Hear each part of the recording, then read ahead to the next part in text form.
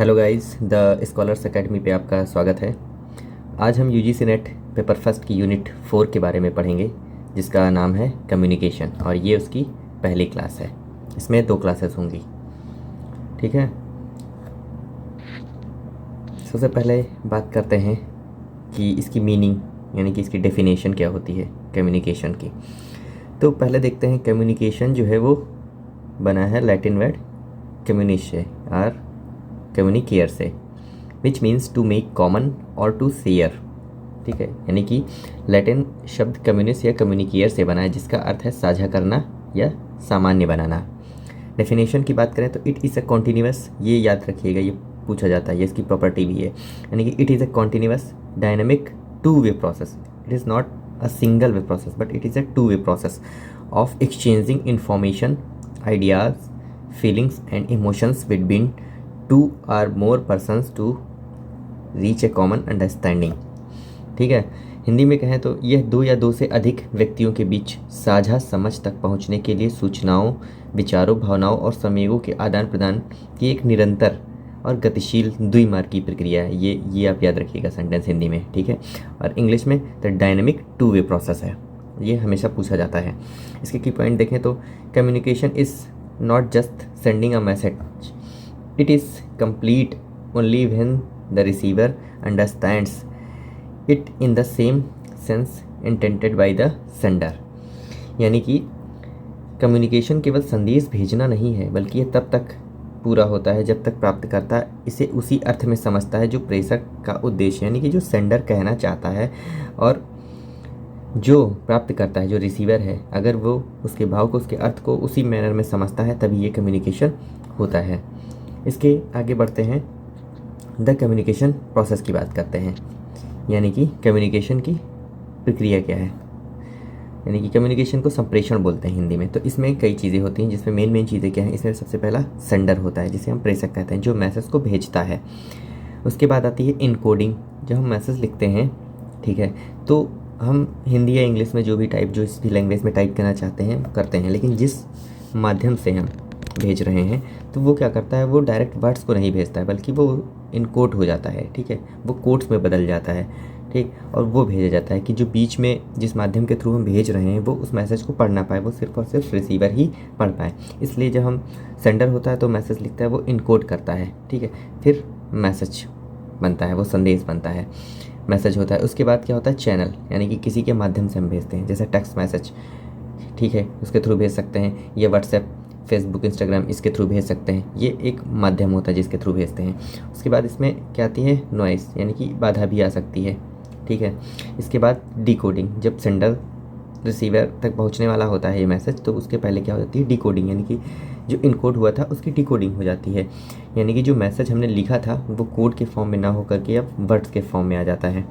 इसके बाद होता है रिसीवर यहाँ पे, ठीक है, रिसीवर जिसको हम संदेश भेजते हैं, जो संदेश प्राप्त करता है। और लास्ट में आता है फीडबैक, ये बहुत ज़रूरी है। फीडबैक, अगर फीडबैक नहीं आया है हमारा तो वो कम्युनिकेशन पूरी नहीं मानी जाती है एक तरीके से, ठीक है। तो इसमें मेन चीज़ें आप याद कर सकते हैं, जैसे सेंडर हो गया, ठीक है, इनकोडिंग हो गई, फिर मैसेज हो गया, फिर चैनल हो गया, फिर इनवॉइस को हटा सकते हैं अगर चाहें तो, फिर डिकोडिंग हो गई, फिर रिसीवर हो गया, फिर फीडबैक हो गया। ये इसकी प्रोसेस को याद कर सकते हैं, अगर चाहें तो नॉइस भी पढ़ सकते हैं, ठीक है। Feedback makes the process circular and interactive. देखिए ये क्या कह रहा है कि फीडबैक जो है वो makes the process circular and interactive. Without feedback communication is one way. यानी कि फीडबैक जो है प्रक्रिया को सर्कुलर बनाता है और इंटरेक्टिव बनाता है। इसके बिना संचार एक तरफा होता है, ये याद रखना। यही मैंने भी कहा था कि इसके बिना जो कम्युनिकेशन होता है वो वन वे होता है, वो टू वे नहीं कंसीडर किया जाता है। अब पढ़ते हैं एलिमेंट्स ऑफ कम्युनिकेशन। कम्युनिकेशन के एलिमेंट्स क्या होते हैं, जो अभी हमने ऊपर पढ़ा था उसी के बारे में बताया कि एक होता है सेंडर, यानी कि सेंडर प्रेषक, the person who initiates the communication concept और आइडिया, यानी कि वो व्यक्ति जो इनिशिएट करता है, ठीक है। अगर हमें किसी को कुछ भेजना है तो हम इनिशिएट करेंगे तो हम सेंडर हो जाएंगे। फिर आती है इनकोडिंग, यानी कि इनकोडिंग को बोलते हैं संकेतीकरण, यानी कि कन्वर्टिंग द आइडियाज़ या messages into symbols, words, gestures और लैंग्वेज। यानी कि प्रतीकों, शब्दों, इशारों या भाषा में परिवर्तित करते हैं। वो इनकोड होता है मैसेज जो हम लिखते हैं कि कोई दूसरा पढ़ ना पाए। उसके बाद आता है मैसेज यानी कि संदेश, द फिजिकल और abstract content that is actually transmitted, जो कि एक्चुअली भेजा जाता है, वो मैसेज होता है, संदेश। इसके बाद होता है चैनल या मीडियम, किसके माध्यम से हम भेजते हैं, the vehicle through which the message travels. अब ये हो सकता है एयर, वायर, इंटरनेट, किसी के भी थ्रू हो सकता है, ठीक है। तो वो चैनल के बारे में बात करता है। वह साधन जिसके माध्यम से संदेश यात्रा करता है, वह हवा पे भी हो सकता है, एयर भी हो सकता है, तार भी हो सकता है, इंटरनेट भी हो सकता है, ठीक है, टेक्स्ट भी हो सकता है, वो कैसे भी हो सकता है। इसके बाद आता है इसमें रिसीवर यानी कि प्राप्तकर्ता जिसे कहते हैं, जिसको हमने मैसेज भेजा था, वो आता है। The target audience that individual who gets the transmitted message, यानी कि जिसको हमने इंटेंशनली वो भेजा है, लक्षित श्रोता होता है जिसे हमें संदेश भेजना था, वो आता है। फिर इसमें डिकोडिंग होती है यानी कि कूटवाचन। अब जो हमने मैसेज टाइप किया था उसकी इनकोडिंग हुई थी, अब वही मैसेज रिसीवर तक जब पहुँचेगा तो यहाँ पे क्या हो जाएगा, उसकी डिकोडिंग हो जाएगी, ठीक है। यानी कि प्राप्त प्रतीकों की व्याख्या करना, उसका अर्थ निकालना कि हमने क्या भेजा है एग्जैक्ट मैसेज, ठीक। इसके बाद इसमें क्या आ जाएगा, फीडबैक, यानी कि यहाँ पे एक रिसीवर भी ऐड कर सकते हैं, ठीक है, रिसीवर भी ऐड कर सकते हैं। इसके बाद आता है फीडबैक। रिसीवर अच्छा ऊपर हमने पढ़ लिया, रिसीवर डिकोड हो गया, मैसेज हो गए, इसको हटा देंगे। फीडबैक यानी कि प्रतिपुष्टि। अब जब रिसीवर को मैसेज प्राप्त हो गया, अब हमें ये एक साइक्लिक प्रोसेस हमने पढ़ा है ना, तो फीडबैक क्या होगा, हमें फीडबैक भी तो सेंडर तक भेजना पड़ेगा, तभी तो ये एक साइक्लिक प्रोसेस होगी। और फीडबैक जब तक नहीं जाएगा तो ये रिसीवर हो गया और ये सेंडर है, ये रिसीवर हो गया, ठीक है। तो अगर फीडबैक नहीं आएगा तो ये वन वे प्रोसेस नहीं हो गई, और वन वे प्रोसेस जो होती है वो कम्युनिकेशन ज़्यादातर मानी नहीं जाती। तो यहाँ पे आ जाएगा क्या, फीडबैक। तो ये और फीडबैक इसी को चला जाएगा, यानी कि एक साइक्लिक प्रोसेस होती है, ऐसे समझ सकते हैं, याद रखिएगा। फिर आती है इसमें नॉइस, यानी कि बहुत सारे व्यवधान आते हैं, कभी उसके बीच में कभी लैंग्वेज समझ नहीं आती है, कभी जेस्चर्स समझ नहीं आते हैं, बहुत सारी चीज़ें होती है, अभी हम आगे इसके बारे में पढ़ेंगे। एनी डिस्टर्बेंस दैट हिंडर्स और distorts the message flow at any stage, यानी कि कोई भी व्यवधान जो किसी भी क्षण में संदेश के प्रवाह को बाधित करता है या विकृत करता है, उसे हम बोलते हैं नॉइस। आगे बढ़ते हैं, अब बात करते हैं कैरेक्टरिस्टिक्स ऑफ कम्युनिकेशन। ये याद रखिएगा, ये पूछा जाता है हमेशा, कम्युनिकेशन की कैरेक्टरिस्टिक्स क्या होती है। तो पहले आप याद रखिए कि जो कम्युनिकेशन है वो कॉन्टीन्यूअस प्रोसेस है। अभी मैंने बताया कि कम्युनिकेशन कॉन्टीन्यूअस प्रोसेस होती है, साइक्लिक होती है, और फीडबैक होता है। It never stops, it's ongoing from birth to death, यानी कि कॉन्टीन्यूअस प्रोसेस होती है, जन्म से मृत्यु तक, यानी कि ये कभी नहीं रुकती है, जन्म से मृत्यु तक चलती रहती है, एक सतत प्रक्रिया है। ये डायनामिक होती है, मतलब it changes constantly based on mood, environment and context. मतलब कि डायनेमिक का मतलब है कि जो अपने इन्वायरमेंट होती है आसपास का, उससे प्रभावित होती है, मतलब ये मूड, वातावरण और संदर्भ के आधार पर बदलती रहती है, गतिशील होती है, और टू वे प्रोसेस होती है। अभी मैंने बोला था कि सिंगल वे नहीं हो सकती, two way, requires both sending end receiving active components. ये टू वे प्रोसेस होती है, ये हमेशा याद रखिएगा। इसे भेजने और प्राप्त करने दोनों घटकों की आवश्यकता होती है। ये नहीं कि हमने भेज दिया मैसेज, जैसे कोई रिप्लाई नहीं आया तो ये कम्युनिकेशन नहीं मानी जाएगी, ठीक है। इसके अलावा ये परवेजिव यानी कि व्यापक होती है, सर्वव्यापी, exist at all levels of management and in all life forms, यानी यह प्रबंधन के सभी स्तरों और सभी जीवों में पाया जाता है। ये व्यापक होती है, गोल ओरिएंटेड होती है, done to achieve a specific purpose और म्यूचुअल अंडरस्टैंडिंग, यानी कि ये एक विशिष्ट उद्देश्य या आपसी समझ हासिल करने के लिए की जाती है कम्युनिकेशन। ये इसकी कैरेक्टरिस्टिक्स हो गई, और ये आपको पढ़नी पड़ेंगी क्योंकि इससे क्वेश्चंस बनते हैं। आगे आते हैं तो क्लासिफिकेशन पे बात करते हैं, बेस्ड ऑन चैनल्स और मीडिया। क्लासिफिकेशन में हम देखते हैं कि दो तरीके की होती है, एक वर्बल होती है, एक नॉन वर्बल कम्युनिकेशन होती है। अब इसमें जो डिफरेंस है वो हमेशा पूछा जाता है और लोग कंफ्यूज होते हैं इसी में। यानी कि वर्बल कम्युनिकेशन, वर्बल में वर्ड्स होंगे, हमेशा याद रखिए। अब वर्ड्स को हम बोल के भी कह सकते हैं, लिख के भी कह सकते हैं, और उसको भाषा में यूज़ करके भी बोल सकते हैं हम, ठीक है। तो वर्बल में हमेशा वर्ड्स होते हैं, ठीक है, जैसे uses words, languages and written text इसमें यूज़ किए जाते हैं।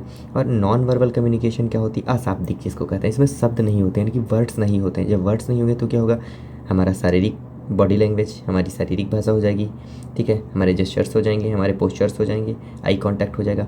मतलब हम वर्ड्स का यूज़ नहीं करते हैं, बल्कि हमारे जो बॉडी पार्ट्स होते हैं उनके थ्रू हम क्या करते हैं, अपना मैसेज जो है वो कन्वे करते हैं। मतलब एक तरीके से जिसको बोलते हैं हम इशारा करके करते हैं। अगर हम कोई काम इशारा करके मैसेज अपना कन्वे करते हैं दूसरे तक, तो वो नॉन वर्बल कम्युनिकेशन होती है। इसको याद रखिएगा, इसमें कन्फ्यूज़न बहुत होता है और ये पूछा भी जाता है। इसके अलावा इसमें इसके 2 प्रकार होते हैं, ओरल एंड रिटन। देखिए जब वर्बल होगी तो वर्ड्स को हम या तो लिख देंगे कि हाँ ये बात थी, ये लिख दिया, या तो क्या करेंगे हम बोल के बता सकते हैं। तो इसमें ओरल और रिटन, ये याद रखिएगा हमेशा कि इसमें ओरल और रिटन आता है, क्योंकि लोग नॉन वर्बल में क्या कर सकते हैं कि ओरल को मान लेते हैं वर्बल और रिटन को मान लेते हैं नॉन वर्बल। ठीक है, तो ये नहीं करना है। इसमें वर्बल कम्युनिकेशन में होगा ओरल और रिटन, और नॉन वर्बल कम्युनिकेशन में देखिए अब आएगा काइनेसिक्स, ठीक है, प्रोसिमिक्स, ठीक है, पैरालैंग्वेज, हैप्टिक्स और क्रोनेमिक्स, ये आते हैं इसमें। अभी इसके बारे में आगे पढ़ेंगे हमें क्या होता है।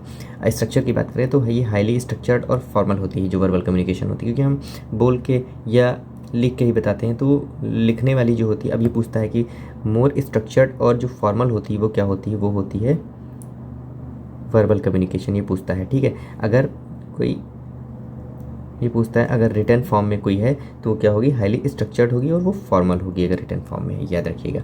नॉन वर्बल कम्युनिकेशन ये जो होती है अनस्ट्रक्चर्ड होती है, ठीक है, स्पॉन्टेनियस होती है और इनफॉर्मल होती है। अब देखिए खुद ही कि फॉर्मल हम कहाँ यूज़ कर सकते हैं, ऑफिसेज़ वगैरह में जब हम जाते हैं तब यूज़ करते हैं, या किसी हायरार्की में हम यूज़ करते हैं जब बैठे होते हैं। और इसका यूज़ हम फॉर्मल कंडीशन में नहीं कर सकते ना, कि हम अपने बॉस को इशारा नहीं कर रहे हैं, कि हम उसको बता नहीं रहे हैं, अपने ऑफिसर्स को हम इशारा करके उसको टच करके नहीं बता रहे हैं। ठीक है, उसमें हमेशा वर्बल कम्युनिकेशन यूज़ होती है, इसीलिए बहुत ही ऑथेंटिक मानी जाती है, ना कि नॉन वर्बल कम्युनिकेशन बहुत ऑथेंटिक मानी जाती है। ठीक है, इसके बाद हम पढ़ेंगे नॉन वर्बल कम्युनिकेशन। अब देखिए भाई आ गया नॉन वर्बल कम्युनिकेशन। ये देखिए लिखा है highly important for UGC exam questions, ये बहुत ज़्यादा इंपॉर्टेंट है, पूछी जाती है। इसमें अब आपको कुछ नहीं, इसमें जो वर्ड्स हैं, ठीक है, आपको वो याद रखने हैं। जैसे काइनेसिक्स, काइनेसिक्स शारीरिक भाषा इसको बोलते हैं, स्टडी ऑफ बॉडी मूवमेंट्स, ठीक है, gestures, facial expression and postures. अब ये देखिए आपको रटना पड़ेगा, ये पूछा जाता है। अगर पूछेगा वो कि study of body movements, gestures, facial expressions, अगर कोई दिखाता है तो उसे क्या बोलते हैं, तो उसे हम काइनेसिक्स बोलते हैं। ठीक है, फिर आते हैं प्रोसिमिक्स पे। प्रोसिमिक्स का होता है सामीप्य, study of how space and distance are used during interaction, यानी कि intimate, personal, social and public space, बातचीत के दौरान स्थान दूरी के उपयोग का अध्ययन। ठीक है, अंतरंग, व्यक्तिगत, सामाजिक, सार्वजनिक, ये होती है प्रोसिमिक्स, यानी कि सामीप्यता का जब हम अध्ययन करते हैं तो उसे हम प्रोसिमिक्स बोलते हैं। इसके बाद आती है पैरालैंग्वेज। पैरालैंग्वेज को पराभाषा या पैरालैंग्वेज ही कह सकते हैं। तो how something is said not what is said, यानी कि बात कैसे कही जाती है, ना कि क्या कहा जाता है। Includes pitch, tone, speed of speech, volume and pauses, यानी कि देखिए कोई बात है वो क्या कही जाती है, यानी कि व्हाट पे इसका फोकस नहीं होता है। ठीक है, इसका फोकस व्हाट पे नहीं होता कि क्या कही जाती है, बल्कि इसमें होता है कि कैसे कही जाती है। ठीक है, हाउ पे इसका फोकस होता है कि कैसे कही जाती है।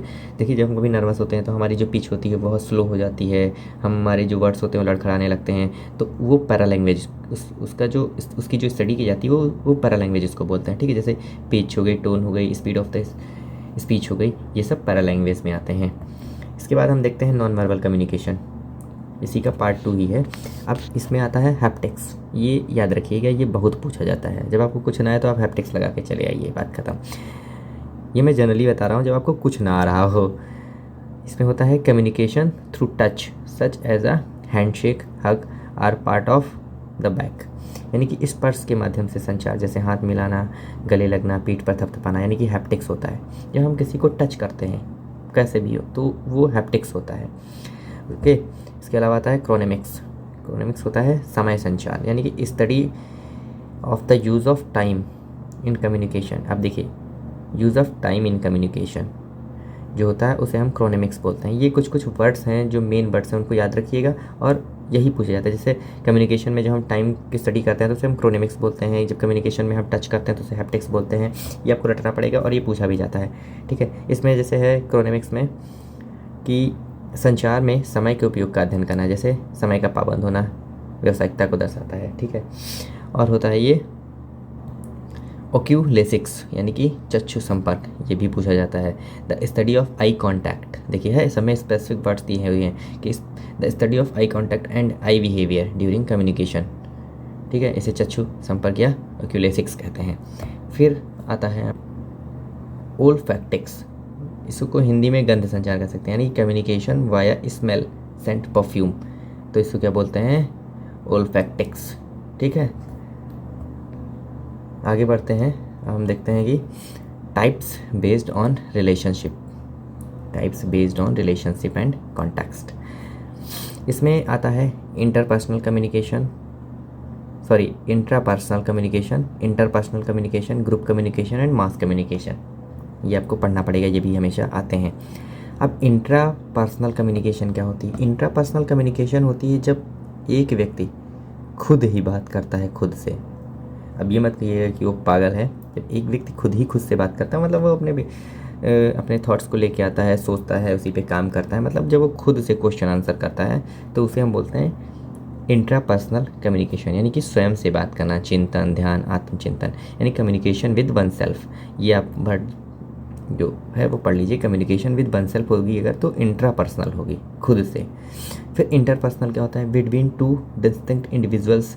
ठीक है, अगर दो या दो से अधिक व्यक्तियों के बीच में बातें होती हैं और उसमें फीडबैक, देखिए फिर अगर फीडबैक अगर मिलता है त्वरित, तो वो होती है इंटरपर्सनल कम्युनिकेशन। इंटरपर्सनल मतलब दो या दो से अधिक व्यक्तियों के बीच में। फिर आती है ग्रुप कम्युनिकेशन। ग्रुप कम्युनिकेशन होती है among members of a small group for a common goal, यानी कि अगर कॉमन गोल के लिए एक स्मॉल ग्रुप बना हुआ है कई लोगों का, तो वो ग्रुप कम्युनिकेशन होती है, यानी कि साझा लक्ष्य के लिए एक छोटे समूह के सदस्यों के बीच बातचीत। जैसे एक छोटा ग्रुप है, इसके जो उद्देश्य हैं वो सेम है। ठीक है, जैसे 5-6 लोग हैं, तो ये जब आपस में कम्युनिकेशन करते हैं तो ग्रुप कम्युनिकेशन करते हैं। और बात आती है फिर मास कम्युनिकेशन।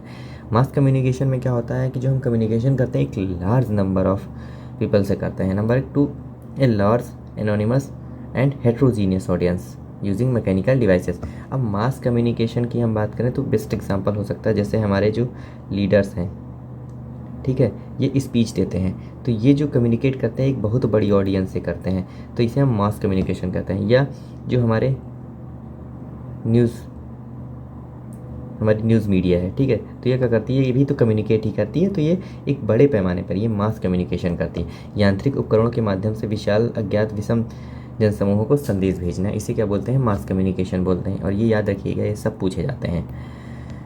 अब आगे बढ़ते हैं। फोकस टॉपिक्स क्या है मास कम्युनिकेशन के? Number 1, gate keeping, characteristics of mass communication. इसमें मास कम्युनिकेशन की हम बात कर रहे हैं। गेट कीपिंग होती है, यानी कि एडिटर्स जो प्रोड्यूसर्स होते हैं filter content before it reaches to the audience, यानी कि इस गेट कीपिंग इसलिए होती है कि संपादक जो है वो नया निर्माता निर्देशकों तक पहुंचने से पहले सामग्री को छांटते हैं कि कौन सी उपयोगी है, कौन सी नहीं उपयोगी है। जैसे न्यूज़ मीडिया ये सारी जानकारी नहीं देता है, पहले गेट कीपिंग करता है कि कौन सी ज़रूरी है, कौन सी उपयोगी है, उसको लोगों तक पहुंचाई जाए। ठीक है, फिर इसमें देखिए, आप देखिए फीडबैक होता है, लेकिन इसमें डिलेड फीडबैक होता है। कम्युनिकेशन में आपने हमेशा पढ़ा कि फीडबैक होता है, बट डिलेड फीडबैक होता है। फीडबैक इज़ नॉट इंस्टेंट, जैसे टीआरपी के माध्यम से, रेटिंग्स के माध्यम से आता है, लेटर्स के माध्यम से आता है, तो फीडबैक इसमें भी होता है, परंतु देर में होता है। अब ये पूछ सकता है कि डिलेड फीडबैक है अगर, तो कौन सी कम्युनिकेशन होगी? तो अब आप बता देंगे कि मास कम्युनिकेशन होगी। अगर डिलेड फीडबैक आता है तो मास कम्युनिकेशन होगी, और ये पूछा जाता है हमेशा। ठीक है, अब हेट्रोजीनियस ऑडियंस क्या होती है? मतलब जो लिसनर्स होते हैं हम उनको नहीं जानते हैं, वो कौन सी धर्म, जाति, संस्कृति, आयु और पृष्ठभूमि के हैं, यानी कि उनका बैकग्राउंड क्या है, उनका कल्चर क्या है, उनकी एज क्या, हम नहीं जानते हैं। ठीक है, तो इसमें हेट्रोजीनियस ऑडियंस हमेशा होती है। ये भी लिखिएगा कि अगर हेट्रोजीनियस ऑडियंस होती है तो कौन सा कम्युनिकेशन होता है? मास कम्युनिकेशन होता है। ठीक है, रिक्वायर्स अ मीडिएटर टूल, और इसमें हमेशा एक मीडिएटर या एक टूल की ज़रूरत होती है। यांत्रिक माध्यम जैसे टीवी, रेडियो, समाचार आदि की ज़रूरत होती है, तो क्या होता है? Mass communication. मास कम्युनिकेशन से बहुत सारे क्वेश्चंस आते हैं जो इन्हीं सब टर्मिनोलॉजी पे बेस्ड होते हैं। इसके बाद हम बात करते हैं direction of communication in organisations. जैसे कोई ऑर्गेनाइजेशन है, ठीक है, तो उसमें कई तरह की कम्युनिकेशंस होती हैं। जैसे ये बॉस है, ठीक है, ये क्या है? एम्प्लॉय। अब देखिए डाउनवर्ड कम्युनिकेशन। अब अगर बॉस कम्युनिकेशन करता है एम्प्लॉय से, तो वो डाउनवर्ड कम्युनिकेशन होती है। Flows from top management to subordinates, orders, instructions, policies. अब देखो ये दे सकता है कि ऑर्डर, इंस्ट्रक्शन, पॉलिसीज़, इनमें से कौन सा डाउनवर्ड कम्युनिकेशन, तो ये सब डाउनवर्ड कम्युनिकेशन, ये भी आपको रटना पड़ेगा। या समझ लीजिए ऐसे कि ऑर्डर, इंस्ट्रक्शंस या पॉलिसीज़ होती हैं तो वो डाउनवर्ड कम्युनिकेशन होती है। फिर होती है upward communication, flows from subordinate to top management. अब देखिए ये यहाँ से अगर यहाँ जाती है तो इसको क्या कहते हैं? Upward communication. यानी कि अपने नीचे वालों से, जो हमारे सबऑर्डिनेट्स होते हैं उनसे। अब इनसे क्या जा सकता है, इन्होंने तो अपना ऑर्डर दे दिया, इंस्ट्रक्शन दे दिया, पॉलिसीज दे दिया। अब यहाँ से जाएगा फीडबैक, यहाँ से क्या जाएगा, फीडबैक। यहाँ से फीडबैक जाती है, रिपोर्ट जाती है, ग्रीवेंसेस जाती हैं। तो अब ये आपको तो याद रखना पड़ेगा कि कौन सी अपवर्ड हो सकती है, कौन सी डाउनवर्ड होती है, क्योंकि कुछ भी पूछ सकते हैं। तो ये होती है अपवर्ड, ठीक है। अब आती है हॉरिजॉन्टल कम्युनिकेशन, ठीक है। हॉरिजॉन्टल को बोलते हैं समतल, यानी कि अब ये बॉस और एम्प्लॉय का नहीं होगा, ये फ्रेंड और फ्रेंड के बीच होता है, between people of equal status rank within the organization, ठीक है। मतलब अब देखो इनका स्टेटस सेम है, इनका स्टेटस दोनों का सेम है, एक ही रैंक पे हैं, दोस्त हैं आपस में। तो ये हॉरिजॉन्टल जो हमारी आपस में कम्युनिकेशन होगी या हॉरिजॉन्टल होगी, या ये एम्प्लॉय और ये एम्प्लॉय आपस में बात करते हैं तो ये क्या होगी, हॉरिजॉन्टल कम्युनिकेशन होगी, ठीक है। ऐसे ही आती है डायगोनल कम्युनिकेशन। अब डायगोनल कम्युनिकेशन क्या होता है, between people across different level and different departments. जैसे ये बॉस हो गया, ये एम्प्लॉय हो गया, ये उसके नीचे हो गया, ये उसके नीचे हो गया, ठीक है। अब ये इससे, ये इससे, ये इससे, ये इससे, ये इससे, ये इससे, ये इससे, ये इससे, ये इससे बात करते हैं, तो ये क्या हो जाती है, डायगोनल कम्युनिकेशन। डायगोनल कम्युनिकेशन मतलब किसी को कुछ नहीं पता होता है, ऐसे ऐसे ये आपस में बात कर लेते हैं, ठीक है। ये विभिन्न स्तरों विभागों के बीच, लोगों के बीच संवाद को बढ़ावा देने के लिए होती है, ठीक है, डायगोनल कम्युनिकेशन। आगे बढ़ते हैं तो आता है इनफॉर्मल कम्युनिकेशन। इसमें आती है ग्रेप वाइन कम्युनिकेशन, जिसको हम बोलते हैं अंगूरी लता संचार। अब ये आप पढ़ेंगे तो बहुत टफ हो जाएगा, यानी कि ग्रेप वाइन कम्युनिकेशन। अब what is grapevine? It is an informal organizational communication network based on social relationship rather than official hierarchy, ठीक है। It is fast but can spread rumours.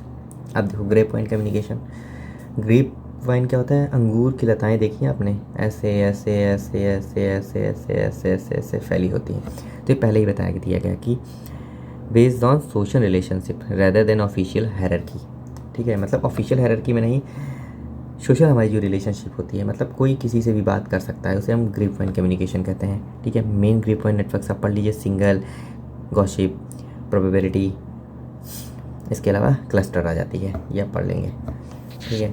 तो ग्रेप वाइन ये होगी, मतलब कोई किसी से भी बात करे वो ग्रेप वाइन कम्युनिकेशन। अभी इसको हिंदी में देखिए, ये आधिकारिक पदानुक्रम के बजाय सामाजिक संबंधों पर आधारित एक अनौपचारिक संगठनात्मक नेटवर्क है। ये बहुत तेज़ होता है लेकिन अफवाहें फैला सकता है, सही बात है। ये जब कोई किसी से कम्युनिकेट करेगा तो ये बहुत तेज़ होता है।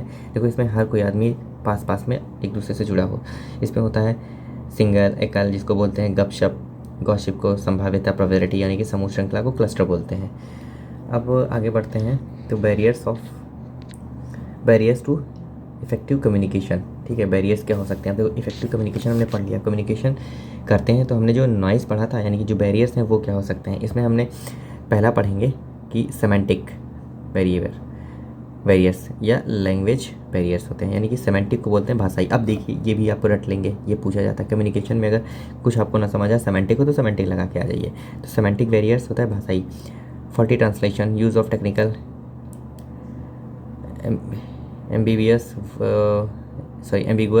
वर्ड्स और होमोनिम्स, यानी कि त्रुटिपूर्ण अनुवाद, तकनीकी शब्दों का प्रयोग, अस्पष्ट शब्द, समरूप शब्द ये आते हैं। तो सेमेंटिक बैरियर्स मुझे पता नहीं क्यों याद आ रहा है, सेमेंटिक बैरियर्स। तो सेमेंटिक बैरियर्स आप सिंपल सी बात मान के चलिए कि ये लैंग्वेज से रिलेटेड होती है। जैसे मैं हिंदी बोलता हूँ, कोई तमिल वाला है, ठीक है, तो हम जब कम्युनिकेट करेंगे तो हमारी लैंग्वेज जो होगी वो एक दूसरे हम नहीं समझ पाएंगे, ठीक है। तो वो हमारे बीच में एक बैरियर का काम करेगी, यही होता है सेमेंटिक बैरियर्स, ठीक है। फिर होता है साइकोलॉजिकल बैरियर्स, यानी कि मनोवैज्ञानिक, ठीक है। तो premature evaluation, lack of attention और इमोशनल स्टेट, ठीक है, यानी कि समय से पहले मूल्यांकन, ध्यान की कमी और भावनात्मक स्थिति जो होती है वो साइकोलॉजिकल होती है, मनोवैज्ञानिक हमारी होती हैं, कि हम किसी से बात करते समय डर रहे होते हैं, या हम किसी पे गुस्सा कर रहे होते हैं, या हम किसी से बस बात कर रहे हैं, ध्यान हमारा कहीं और होता है। अगर ये होता है तो हमारी साइकोलॉजिकल बैरियर्स इसको बोलते हैं। इसके अलावा आता है फिजिकल एंड इन्वायरमेंटल बैरियर्स, यानी कि भौतिक बाधाएँ, यानी कि distance, loud noise, poor lightning, faulty communication equipment, ठीक है, यानी कि दूरी, तेज शोर, खराब रोशनी, खराब संचार उपकरण। अगर ये सब चीज़ें होती हैं तो उसको फिजिकल या इन्वायरमेंटल बैरियर्स कहते हैं। और ये जो 1 2 3 है ये आपको रटने पड़ेंगे, ये पूछता है हमेशा। इसके बाद बैरियर्स टू इफ़ेक्टिव कम्युनिकेशन, अब देखो कुछ और हैं, पार्ट 2 हो गया इसका। ऑर्गेनाइजेशनल बैरियर्स यानी कि संगठनात्मक बाधाएं, कठोर नियम और कठोर कानून, यानी कि अगर कोई ऑर्गेनाइजेशन बना है, ठीक है, तो ऑर्गेनाइजेशन में क्या होता है, एक हायरार्की फॉलो की जाती है, तो ऊपर से नीचे ऑर्डर्स आएंगे या नीचे से ऊपर फीडबैक जाएगा, ठीक है। तो इसमें क्या होता है कि जब हम एक हायरार्की होती है, बीच में एक स्टेटस होता है, तो एक गैप बन जाता है, ठीक है, सीनियर और अपने जूनियर्स के बीच में। तो उसमें कुछ जैसे हम उतनी अच्छी कम्युनिकेशन नहीं कर सकते हैं, आपस में बातचीत नहीं कर सकते हैं, उसको हम ऑर्गेनाइजेशनल बैरियर बोलते हैं। फिर आती है कल्चरल बैरियर्स, जैसे हम किसी व्यक्ति से बात कर रहे हैं, ठीक है, हम यूपी में रहते हैं तो हमारे कल्चर कोई कुछ और है, एक नॉर्थ ईस्ट का बंदा है, उसकी जो कल्चर है वो कुछ और है, ठीक है, उसकी संस्कृति अलग है, हमारी संस्कृति अलग है। तो हम एक दूसरे की अगर कल्चर को नहीं समझते हैं और हम कुछ वैसी बात कर रहे हैं, तो ना हम उसकी बात समझ पाएंगे ना वो हमारी बात समझ पाएगा, ठीक है। इसे हम बोलते हैं कल्चरल बैरियर्स। भाषा का अंतर, शारीरिक भाषा की व्याख्या और सांस्कृतिक मानदंड इसमें आते हैं। फिर आता है पर्सनल बैरियर्स, व्यक्तिगत बाधाएं, ये बहुत इंपॉर्टेंट होता है, ठीक है। Fear of challenge to authority, lack of incentive to communicate, ठीक है, लैक ऑफ कॉन्फिडेंस, ठीक। अब ये पर्सनल है, हमारी क्या हो सकती है, यानी कि अधिकार को चुनौती देने का डर होता है, या कम्युनिकेट हम नहीं कर पाते, हमें प्रोत्साहन की कमी होती है, या हमारा ट्रस्ट इशूज़ होता है। तो ये हमारी जो पर्सनल है वो चीज़ें हैं जो हम कम्युनिकेट करते हैं किसी से, ठीक है। तो ये होते हैं पर्सनल बैरियर्स यानी कि व्यक्तिगत बाधाएँ। आगे बढ़ते हैं तो होता है क्लासरूम कम्युनिकेशन यानी कि कक्षा संप्रेषण, ये हम यूनिट 1 में पढ़ चुके हैं, पर फिर से पढ़ लेते हैं। Core application area of UGC net teaching aptitude integration, it is primary group communication. अब ये तो सबको पता है कि एक प्राइमरी ग्रुप कम्युनिकेशन होती है, must be student centric and interactive. Class communication तभी, क्लास का जो माहौल है अच्छा बनेगा जब वो स्टूडेंट सेंट्रिक होगी, इंटरेक्टिव होगी, वन वे कम्युनिकेशन नहीं होगी, ठीक है। इसको आप पढ़ लीजिएगा, ये बहुत ज़्यादा ज़रूरी नहीं है, बस इसको हम टीचिंग एप्टीट्यूड में पढ़ चुके हैं, ये यूनिट हमारी 1 है। इसके आगे हम पढ़ते हैं important communication models. Important communication models की बात करें तो लीनियर, मैथमेटिकल, ठीक है, इंटरेक्टिव मॉडल और SMCR मॉडल। अब ये किसने दिया था ये आप पढ़ लीजिए, बहुत इंपॉर्टेंट नहीं है। लीनियर मॉडल क्या होता है, जैसे ये, ठीक है, ये वन वे कम्युनिकेशन होती है, नो फीडबैक, कोई फीडबैक नहीं होता, एक तरफा संचार होता है, इसमें फीडबैक नहीं होता है, ये लीनियर मॉडल होती है, ठीक है। मैथमेटिकल क्या होती है, introduce the concept of noise technical model, यानी कि शोर की अवधारणा पेश की तकनीकी मॉडल है, तो ये मैथमेटिकल है। अगर कुछ शोर वगैरह आता है या कुछ तकनीकी खराबी हो जाती है तो उसे मैथमेटिकल मॉडल बोलते हैं, ठीक है। इंटरेक्टिव मॉडल क्या होता है, ये 2 याद कर लीजिए, लीनियर और इंटरेक्टिव। इंटरेक्टिव होता है 2 way, includes feedback, introduces feed of experience, यानी कि ये द्विमार्गी होता है और फीडबैक होता है, ये इंपॉर्टेंट है बस। और SMCR मॉडल में क्या होता है, source, message, channel, receiver, focus of matching characteristics, वो जो अभी ऊपर पढ़ के आए थे ये वही है SMCR मॉडल, जिसमें से 2 इंपॉर्टेंट है, लीनियर और इंटरेक्टिव मॉडल। लीनियर जो होता है 1 वे होता है, नो फीडबैक। इंटरेक्टिव जो होता है वो 2 वे होता है, कम्युनिकेशन होता है और इसमें फीडबैक होता है। आगे बढ़ के हम देखते हैं कि ये पूछा गया था the 7 C's of effective communication, ये एक बार पूछा गया है कि 7 C's क्या होता है, तो ये देखो तो आपको रटना पड़ेगा। इसमें होता है कंप्लीटनेस यानी कि पूर्णता जिसको बोलते हैं, ठीक है, इसमें पूर्णता होनी चाहिए, फिर संक्षिप्तता होनी चाहिए, सहानुभूति होनी चाहिए यानी कि कंसिडरेशन, स्पष्टता यानी कि क्लैरिटी होनी चाहिए, और ठोसपन यानी कि कंक्रीटनेस होनी चाहिए, और शिष्टता कर्टसी होनी चाहिए, और शुद्धता यानी कि करेक्टनेस होनी चाहिए। यानी 1 2 3 4 5 6 7, इसमें 7 C's का जो प्रिंसिपल है वो आपको याद करना पड़ेगा, ठीक है। इसको याद कर लेंगे तो पूछ सकता है, पहले पूछता था कि ये इनमें से कौन 7 C's में नहीं आता है ये बताना है, या इनमें से कौन 7 C's में आता है, या इसको अरेंज करो, ठीक है, ऐसे पूछा जा सकता है। इसके बाद आता है mass media and society. Mass media and society, इसमें बहुत कुछ इम्पोर्टेंट नहीं है, इसमें हो जाता है सर्विलांस, ठीक है, कोरिलेशन, कल्चरल ट्रांसमिशन और एंटरटेनमेंट यानी कि निगरानी, सहसंबंध, सांस्कृतिक संचरण और मनोरंजन। सर्विलांस भी होता है, मास मीडिया के थ्रू, जैसे पर्यावरण, तूफान आदि के बारे में हमें चेतावनी मिलती है। कोरिलेशन भी होता है, ठीक है। व्यवहार के लिए व्याख्या और नुस्खे, संपादकीय कॉलम जैसे कि एडिटोरियल्स आते हैं, ओपिनियंस आते हैं, ठीक है। इसके अलावा होता है कल्चरल ट्रांसमिशन, यानी कि सांस्कृतिक संचरण, यानी कि passive values from generation to generation, एक जनरेशन से दूसरी जनरेशन से इस तक, इसके थ्रू क्या होता है, जो हमारी वैल्यूज़ हैं वो पहुँचती है। इसके अलावा एंटरटेनमेंट तो ये करता ही है, तो सबको पता है मास मीडिया एंड सोसाइटी आजकल क्या हो रहा है इसमें, तो ये तो सबको पता है कि एंटरटेन करता ही करता है। फिर आ जाते हैं एग्ज़ाम क्विक टिप्स। ये तो मैंने ऐसे ही लिख दी थी, हालांकि इसकी कोई ज़रूरत नहीं है, बस ये कुछ थोड़ा बहुत पढ़ लीजिएगा। और हाँ, इसमें एक चीज़ रह गई, सिंक्रोनाइज कम्युनिकेशन और एसिंक्रोनाइज कम्युनिकेशन, ये भी ज़रूरी है, ये भी पूछता है। तो सिंक्रोनाइज कम्युनिकेशन क्या होती है, रियल टाइम होती है, और एसिंक्रोनाइज डिलेड टाइम होती है। अब जैसे सिंक्रोनाइज कम्युनिकेशन क्या होती है, सिंक्रोनाइज का सबसे बेस्ट एग्जांपल जो है हम देखेंगे लाइव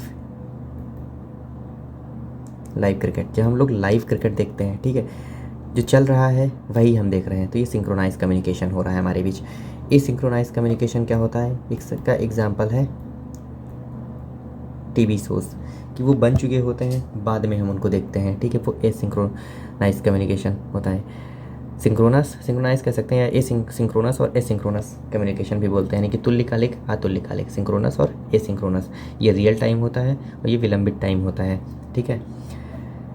ये हमारी जो कम्युनिकेशन की जो चौथी यूनिट थी उसका पार्ट 1 है, ठीक है। इसका दूसरा पार्ट जल्दी ही आएगा।